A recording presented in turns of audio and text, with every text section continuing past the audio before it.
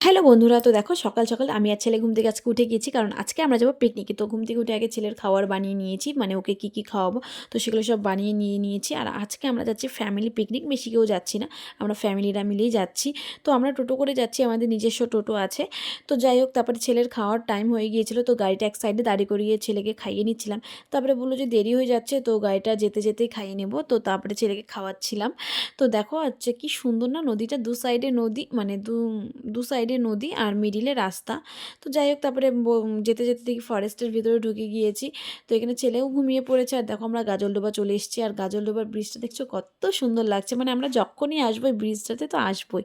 তো যাই হোক, তা ব্রিজটা সামনের থেকে আরও মানে খুব সুন্দর। তো যাই হোক, তারপরে আমরা পিকনিক স্পটে চলে এসেছি, মানে গাজলডোবা পেরিয়ে একটু গ্রামের ভিতরে পিকনিক স্পটটা। তো আমার ছেলেও ঘুম থেকে উঠে গিয়েছিল, তো ঘুম থেকে উঠেছে। আর দেখো আমরা পিকনিক স্পটে চলে এসেছি, সামনে যে জায়গাগুলো সেগুলো সব বুক হয়ে গিয়েছিলো, আমাদের আসতে একটু লেট হয়ে গিয়েছিলো। তারপরে আমরা ভাবছিলাম কোথায় যায় বসবো, তো সেটাই ডিসাইড হচ্ছিলো। তারপরে মিডিলে বালির চরে গিয়ে আমরা বসলাম। তো সবাই মিলে এখন বসেছি পাটি টাটি পিছিয়ে, তো গ্যাস সিলিন্ডারগুলো লাগানো হচ্ছে। তো আমার ছেলে তো খুব মজা পেয়েছে, ওর ফার্স্ট টাইম পিকনিকে এসেছে। দেখো কি সুন্দর চারি সাইড, এগুলো হচ্ছে নদী, কিন্তু এখন তো জল শুকিয়ে গেছে, তাই বালির চর হয়ে গিয়েছে।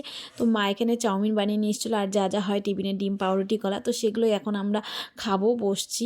খুব খিদে পেয়ে গিয়েছে, আর খুব সুন্দর চারপাশটা, আমরা এখানে প্রায় প্রায়ই আসি। তো এখন আমরা সবাই মিলে এখানে টিফিন খাচ্ছি, তো ডিম খাইয়ে নিচ্ছি, তারপরে চাউমিন দিয়েছে সবাইকে, চাউমিনগুলো খেয়ে নিচ্ছিলাম সবাই মিলে ভাগ করে।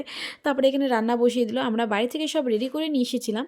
তো এখানে ফটাফট ফ্রাই রাইসটা বানিয়েছে, ফ্রাই রাইস হবে আর চিকেন কষা। আর যারা চিকেন খায় না তাদের জন্য একটু করে মাটন নিয়ে আসা হয়েছিল। তো যাই হোক, এখানে আমার দিদি, আমার বর আর আমার জামাইবু রান্না করছিল, আর আমরা একটু ঘুরতে বেরিয়েছিলাম। তো এখানে কুলগুলো দেখতে খুব সুন্দর লাগছে, তো বললাম কুল খাবো, মা কিনে দিয়ে এলো। তো এখানে কুল খাচ্ছিলাম, তারপরে পেয়ারা মাখাও ছিল, পেয়ারা মাখা খেয়ে নিলাম সবাই মিলে।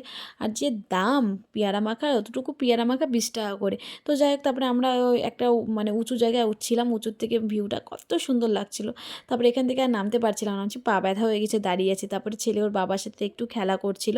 তারপরে হচ্ছে এখানে মাটনটা বানাচ্ছিল, চিকেনটা ভিডিও করতে ভুলে গেছি।